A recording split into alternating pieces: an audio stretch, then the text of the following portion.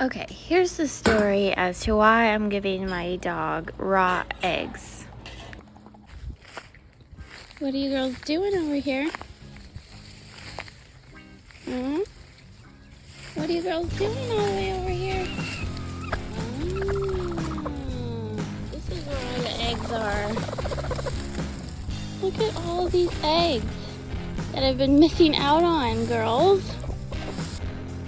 It's been weeks since I last seen an egg from them. Oh my gosh. One, two,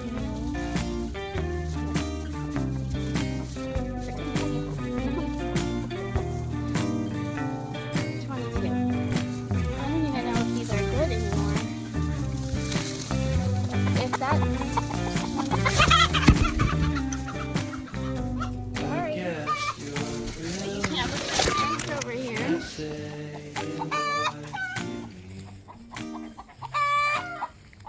So now I'm just testing to see if these eggs are actually edible. And so you can see some of them are floating, which means that's not good. They're old. Floater, oh no. Oops. Because of the sun, it was just very hot. Floaters. So I think because it was so hot, the heat actually allowed some of these eggs to develop into little fetuses because they were already fertilized. So I think that, you know, the heat developed these babies, unfortunately. Hence the reason I gave some to my dogs, so they were not wasted, and the rest were really good to eat. So I went out and looked for more, and I found another about 20 more eggs. So totaling about 3 dozen. So I wanted to explain the chickens and why they were laying their eggs all the way in the back of the field where I wasn't aware of, and not in their nesting boxes. The backstory is when I had the meat chickens, the lambs, the puppies, all of it at once, it was just way too much for me to rotate my hens how I was rotating them before, you know, and every other day or every couple days I would rotate them to a new paddock. It was just a lot, and plus with the heat, I didn't have a proper shade shelter for them in the middle of the field. So basically what I did was I rotated them under trees like this one. However, they would stay there for weeks, maybe like a week or 2 weeks, and that bothered them, and it bothered me too because that's not supposed to be the case. They're supposed to be constantly moving, and then so they got bored with that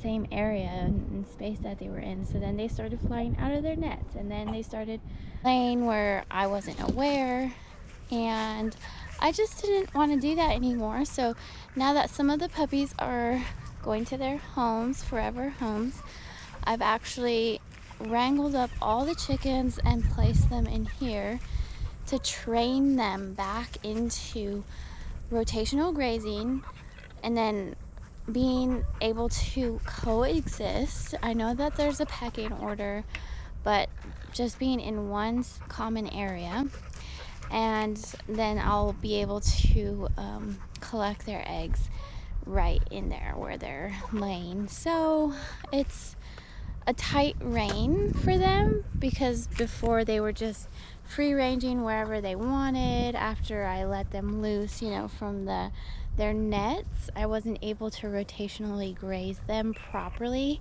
so I just let them free range, and then that's how the whole dilemma was created. Ranging has their pros and cons, because I did really like them exercising, running around, catching little flying bugs, and that was really cute to watch, but it just wasn't practical. I feel like this is more structure and order, and I'm able to rein in on their eggs.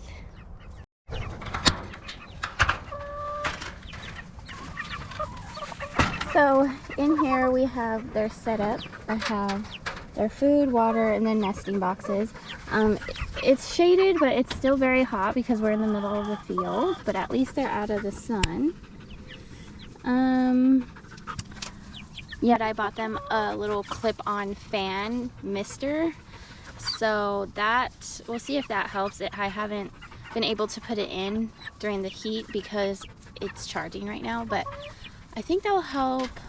Other than that, they're pretty, they're stressed out right now. One, because the heat, two, because of the lack of freedom.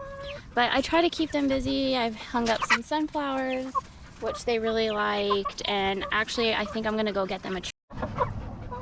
So I gave them this frozen treat with some frozen veggies on the bottom.